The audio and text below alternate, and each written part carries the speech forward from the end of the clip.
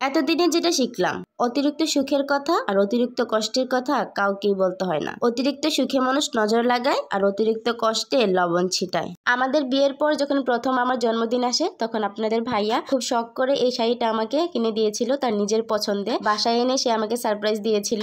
আর আমাদের বিয়ে হয়ে গেছে 8-9 বছর হয়ে গেছে, এই শাড়িটা আর পরা হয়নি। তাই ভাবলাম আজকেও যেহেতু আমার জন্মদিন, তাই আজকে একটু পরে শাড়িটা ঢং করি।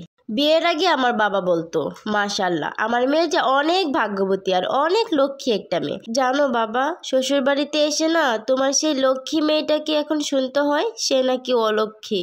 জীবনে ধৈর্য ধরাও শিখলাম, মানিয়ে নেওয়াও শিখলাম, নিজেকে সান্ত্বনা দেওয়াও শিখলাম। শুধু শিখতে পারলাম না মিথ্যে অভিনয় করে মানুষের মন জোগাতে। বুদ্ধিমান পুরুষ কাকে বলে জানেন? যে কিনা তার বউকে বলবে আমার মা যেমনই হোক না কেন আমার মায়ের নামে কখনোই আমার কাছে বদনাম করবে না।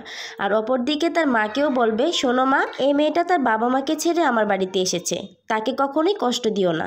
লেবু বেশি চিপলে যেমন তেতো হয়ে যায়, ঠিক তেমনি কিছু কিছু মানুষ আছে তাদেরকে অতিরিক্ত ভালোবাসা দিলে তাদেরও অহংকার বেড়ে যায়। তাই যাকে যতটুকু ভালোবাসা দেওয়া প্রয়োজন তাকে ততটুকুই ভালোবাসুন। কিছু মানুষ আছে দেখবেন নিজেকে নিয়ে খুব অহংকার করে, নিজেকে খুব বড় মনে করে, কিন্তু তারা হয়তো জানে না ফুলের সৌরভ আর মানুষের গৌরব চিরকাল স্থায়ী থাকে না। আমি আমার শ্বশুর বাড়িতেও থাকতে চাই না, আবার বাবার বাড়িতেও থাকতে চাই না। আমি থাকতে চাই আমার স্বামী নিজের ঘরে, যেখানে কেউ আমাকে কটু কথা শোনাতে পারবে না। অন্তত দিন শেষে শান্তিতে নিজের মতো করে বাঁচতে পারবো।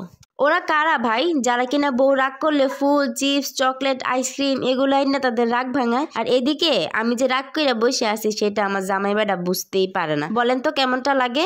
নিজের স্ত্রীর সাথে কখনো অন্য নারী তুলনা করবেন না, কারণ অন্য নারী যদি আপনার জন্য কল্যাণকরী হতো তাহলে আল্লাহ তাআলা সেই নারীকেই কিন্তু আপনার কাছে পাঠাতেন। তাই সময় থাকতে নিজের স্ত্রীকে নিয়ে শুকরিয়া আদায় করুন।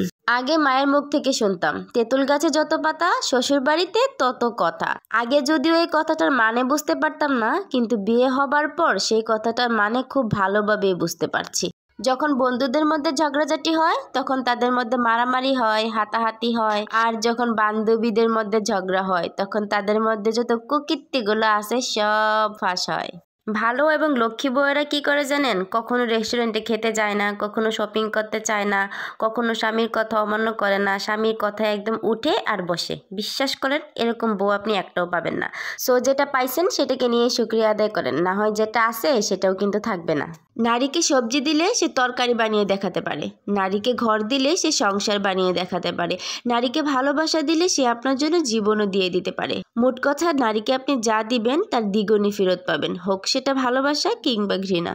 ছেলের মা আর মেয়ের মার মধ্যে পার্থক্যটা কোথায় জানেন? ছেলের মা চিন্তা করে আমি আমার জীবনে যা কষ্ট পেয়েছি সব কষ্টই আমি আমার ছেলের বউকে দিতে চাই, আর মেয়ের মা চিন্তা করে আমি আমার জীবনে যত কষ্ট পেয়েছি তার একটা কষ্টও যেন আমার মেয়ে ভোগ না করে।